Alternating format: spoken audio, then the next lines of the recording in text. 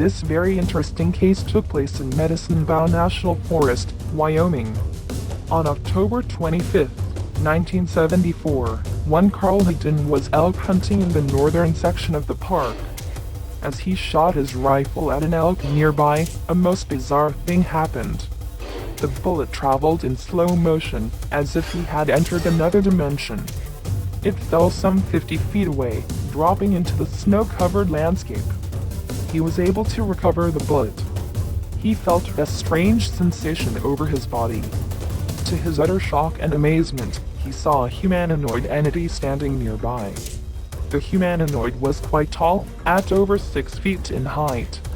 He was clad in a black jumpsuit with a wide belt. The belt was decorated with a 6-pointed star and emblem of yellow. With straight hair standing out from his head, he had no eyebrows. He stood bow-legged, with long arms ending with rod-like appendages instead of hands. The humanoid spoke to Higdon, asking him if he was hungry.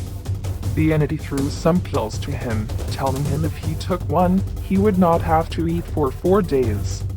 Higdon normally did not take any type of pills, yet he swallowed one of the offerings immediately.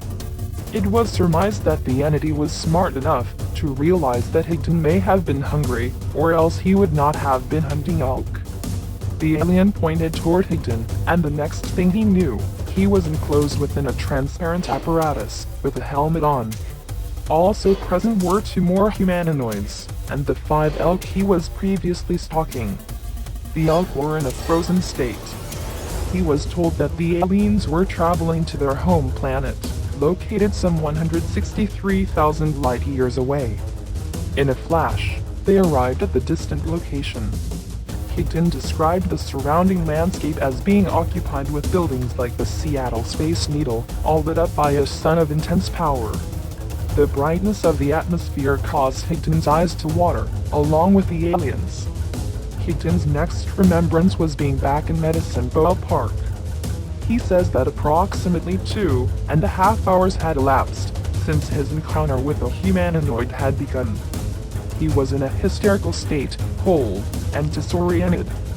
For a time, he could not locate his truck, finally finding it some 3 miles from where he had left it. It had been stuck in a mud hole, and Higdon was unable to free it from the bog by himself. Using his CB radio, he summoned help from the local sheriff, who arrived at midnight. Additional help arrived to free the stuck truck. Higdon was found in a state of panic and nervous exhaustion. He was shouting, "They took my elk!" He was taken for medical care to a local hospital. His blood work showed he had a highly elevated level of vitamins, probably from the pill he had taken. The most fascinating aspect of his tests was that tuberculosis scars on his lungs were now gone.